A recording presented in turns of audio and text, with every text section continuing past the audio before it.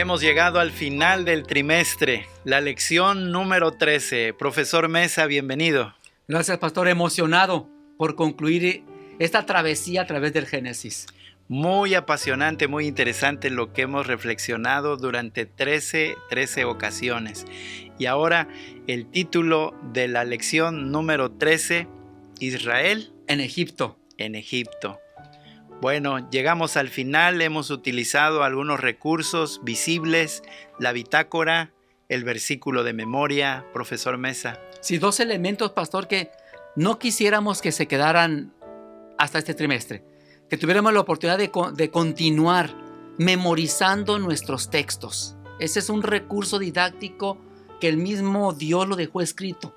Le dijo a Moisés, repítelo, memorícenlos. Así que los invitamos, hermanos, a memorizar el versículo que viene en nuestras lecciones o memorizar algunos otros pasajes de la Biblia.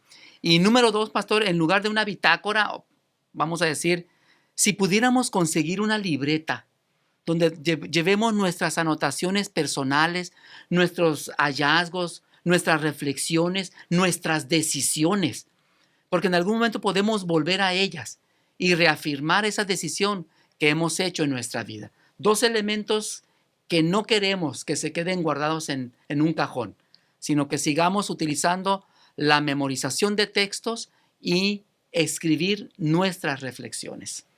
Seguramente que ya han tomado muy en cuenta estos dos beneficios que ha reportado para nosotros semana a semana. Ahora hemos llegado también a este momento, la estrategia que nos va a presentar, la estrategia didáctica. Bien, pastor, antes de entrar a la parte de la estrategia, ¿por qué no nos dice mejor usted alguna idea para el trabajo con los grupos pequeños? ¿Algún recurso más? Estoy olvidando este detalle. Bueno, ahora déjenme compartirles esto, un trabajo significativo que debemos desarrollar los líderes de grupos pequeños tiene que ver con la visitación. La Biblia dice en Proverbios capítulo 27, versículo 23, sé diligente en conocer el estado de tus ovejas y mira con cuidado por tus rebaños. El texto bíblico utiliza esa frase, diligencia, en conocer cómo se encuentran tus ovejas. ¿Y qué mejor manera de hacerlo? A través de una visita a domicilio.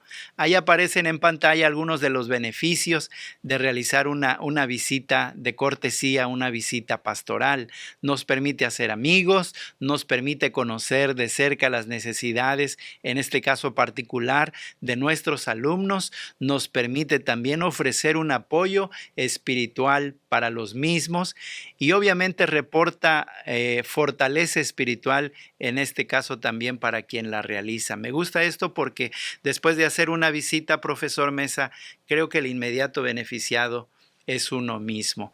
Para ello debemos organizar nuestra visita, tenemos que ponernos de acuerdo haciendo una cita con la persona a la que vamos a visitar. Recomendamos que no vayan solos, que siempre estén acompañados, puede ir el asistente u otra persona y disfrutar, que es lo mejor, disfrutar de la visita, animar a los miembros del grupo pequeño. No hay, creo yo, desde mi punto de vista personal, un elemento mayor que este que nos pueda acercar, que nos pueda fortalecer también como familia espiritual. Es en un grupo muy pequeño, porque lo mismo sucede con el grupo pequeño en las reuniones, es como una visita, solo que hay más personas. Pero esta es especial, pastor, porque es un momento de plática, un momento de oración de uno por el otro, por la necesidad, como usted dice, de conocer a los miembros de nuestro grupo pequeño. Por supuesto. Y bueno, ahora sí vamos a entrar a los datos curiosos. Vamos a entrar a nuestra lección, a Israel ya en Egipto. Algunos datos interesantes que encontré que tienen que ver con la vida en Egipto. Me refiero a Jacob, a su familia, al pueblo de Israel. Israel vivió en Egipto. Hay dos registros en la Biblia. Uno es en Génesis 15:13 que dice que y vivirían allí, Dios le dijo a Abraham, por 400 años. Y en Éxodo 12:40 dice que vivieron 430 años. Hay algunas discrepancias de cuándo comienza ese periodo de los 400 años, Pero tenemos a Israel viviendo en Egipto por ese periodo. Dios le dijo y Dios puso como que lo fue preparando para la manifestación de su poder que él tuvo en la liberación de Israel. Además, en Egipto se usó el infanticidio. Es algo interesante. Los egipcios, Faraón utilizó el infanticidio para frenar el crecimiento del pueblo de Israel. Dios tenía una providencia también grande para proteger a su pueblo. Parece que casi sucede con la vida de Jesús, ¿no? Exacto, es lo mismo. Uh-huh. Bueno, Egipto finalmente viene a ser el refugio, pero, sí, pero a muchos años atrás, Faraón intenta quitar la vida a los... Así como Herodes pues intentó, utilizó el uh-huh. infanticidio para eliminar al Mesías. Jacob vivió en Egipto, pastor, 17 años. Después de que se reencuentra con José, vive él 17 años, justo a la edad en la que José llegó a Egipto, 17 años. 13 años vivió José entre la esclavitud, el trabajo, antes de llegar a ser el segundo en Egipto. Así que a los 30 años, José, demasiado joven, pastor. Muy joven. Demasiado joven. A los 30 años, José llegó a ser el visir de Egipto y murió a los 110 años. 80 años después de ser elegido como el segundo de Faraón, 80 años vivió más José en Egipto. Y José, dice la Biblia que fue embalsamado, fue puesto en un ataúd, y algo que no olvidó José, la tierra prometida. Porque su mirada estaba allí, ¿no? Sí, le dijo a su gente, yo sé que Dios los va a visitar, así que no se olviden de mí y lleven mis huesos a la tierra prometida. Algunos datos interesantes de lo que vivió José en Egipto. Pues esos son muy interesantes, por cierto. Me llamó la atención el hecho coincidente de 17 años. Sí. 17 años, qué interesante dato que ustedes seguramente pueden compartir también con el grupo pequeño. Ahora, vamos a la estrategia didáctica. Bien, pastor, hay una estrategia que la hemos utilizado. Muchos de los hermanos de nuestra iglesia son autodidactas. Entonces tenemos el aprendizaje que se le llama por autoconcepto.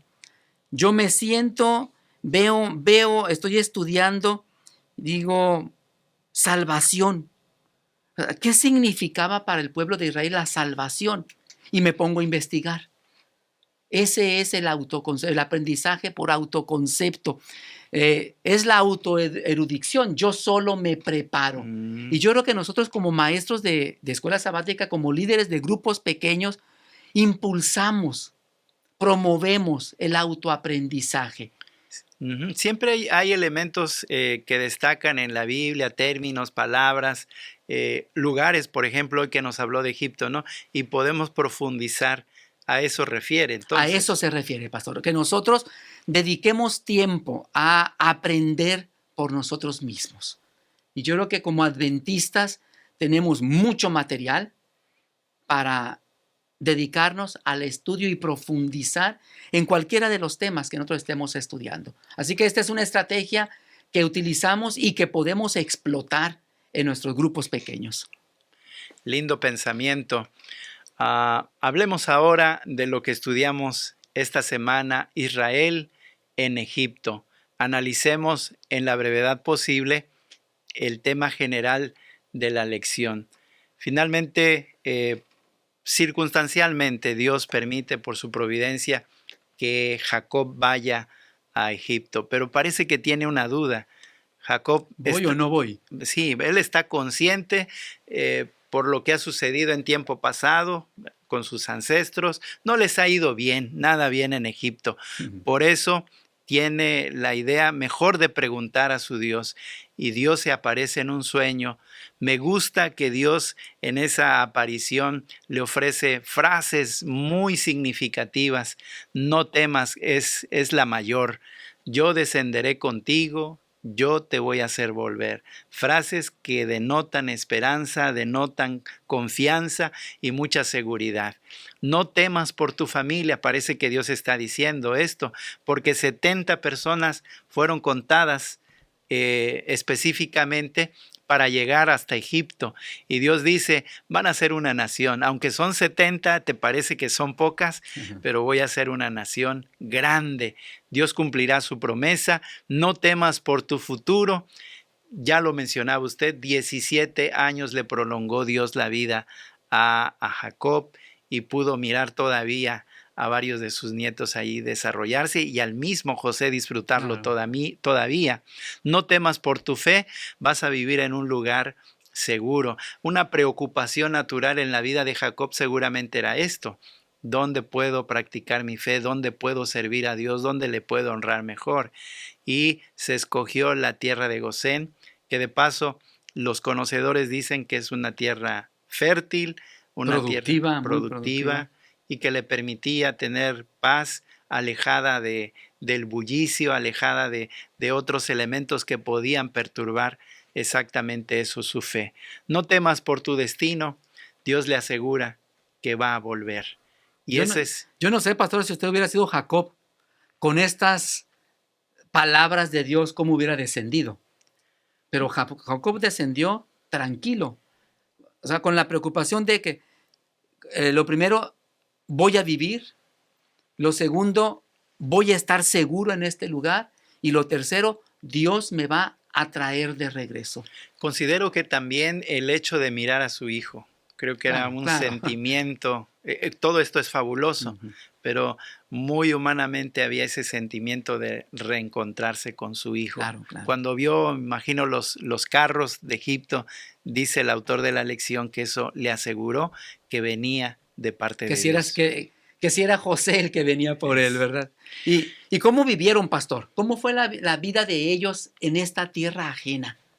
Hay algunos principios que podemos encontrar también para nosotros. No debemos olvidar, profesor Mesa, que nosotros también somos forasteros en esta tierra. Y creo que aquí se pueden mencionar estos principios. Siempre busca un espacio donde puedas practicar tu fe. Vive en un lugar donde puedas estar en paz con Dios, donde puedas honrarle debidamente, y eso hizo Jacob. Muestra una vida de servicio. Inmediatamente cuando José les da la bienvenida, los presenta con Faraón y al mismo tiempo les dice, estos 5 muchachos que son mis hermanos son muy buenos para la agricultura y para el ganado. Saben trabajar, así que donde vayamos, profesor Mesa, donde estemos, debemos brindar siempre esa vida de servicio. Debemos convertir nuestra vida también en una bendición para otros. Me gusta destacar el hecho de que Faraón recibe a Jacob y Jacob, por encima de las creencias del mismo Faraón, decide hacer una oración de bendición. O sea, Jacob no se frenó por la religión de Faraón. O sea, él cumplió con Dios, de decir que se cumpla la promesa que le hizo Abraham. Serás bendición para las naciones. Jacob estaba extendiendo esta bendición para una nación que no era el pueblo escogido de Dios. Destaca ese comportamiento porque no esconde su fe. Él sabe que Dios les está guiando como familia y ahora lo ponen en las manos del mismo Dios del universo. Debemos dar buen testimonio de honestidad, de respeto por los demás. En la vida de José jamás se ve un lado oscuro.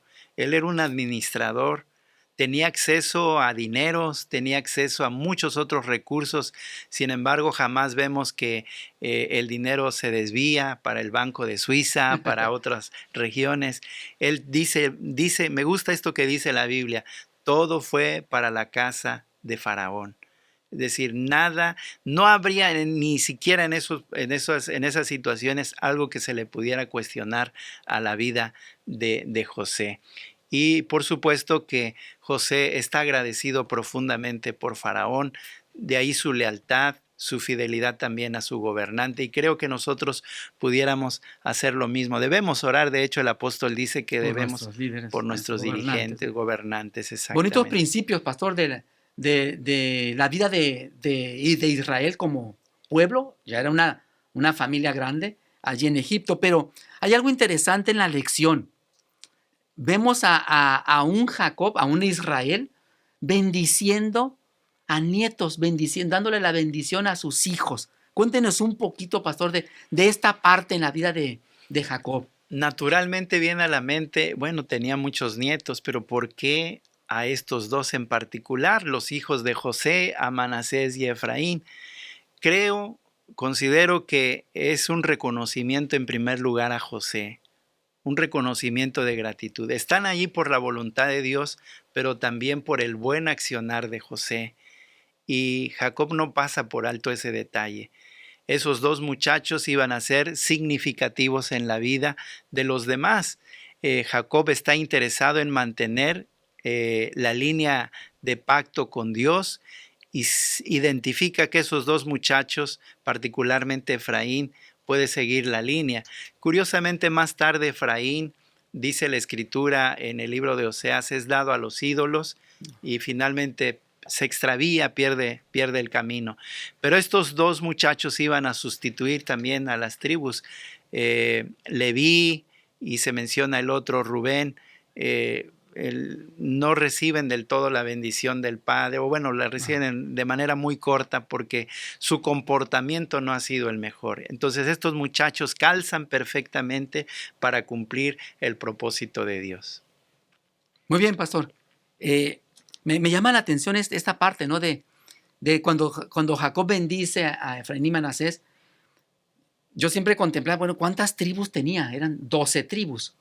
Pero yo descuento a la tribu de Leví, porque la tribu de Leví no se le asignó tierras. Ellos fueron repartidos porque eran los líderes religiosos. Entonces, José tampoco no existió como tribu, la tribu de José, sino siempre es Efraín y Manasés. Y como Jacob, a mí me llama mucho la atención esta bendición de Jacob a sus nietos y a sus hijos, porque prácticamente eran profecías. O sea, lo que ellos hablaban era una profecía, cómo Dios dirigía las palabras de la bendición. Abraham dio bendición, Isaac dio bendición, Jacob da bendición, pero estas bendiciones se convierten en profecías. O sea, era palabra de Dios hablada a través de ellos. Sí, finalmente en el libro de Apocalipsis vamos a encontrar que justamente se menciona ya a José, desaparece Dan, desaparece Efraín, por lo que hemos mencionado, por el concepto, el tema de idolatría. Pero Dios reconoce finalmente a este hombre extraordinario que registra la Biblia. Nos llena de mucho entusiasmo saber que José fue un hombre honrado en todo el sentido de la palabra. Cierta vez escuché a un hombre que decía, bueno, yo oro a Dios y digo, pues Señor, si no soy como Daniel, si no soy como José, pues por lo menos permíteme encontrar el camino de salvación a través de esos hombres que se extraviaron, pero que volvieron al camino.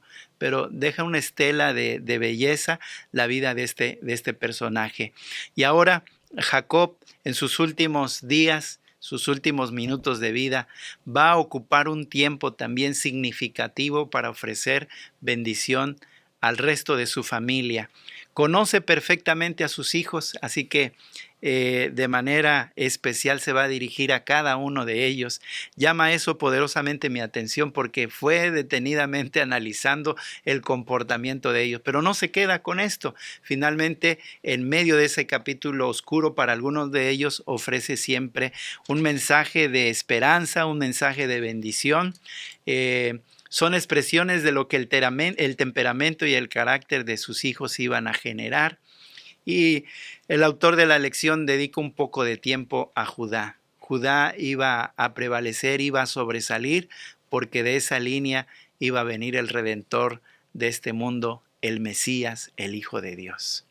Qué bendición, realmente, qué privilegio, ¿no? Qué privilegio esta tribu de Judá para que de su linaje naciera el Mesías.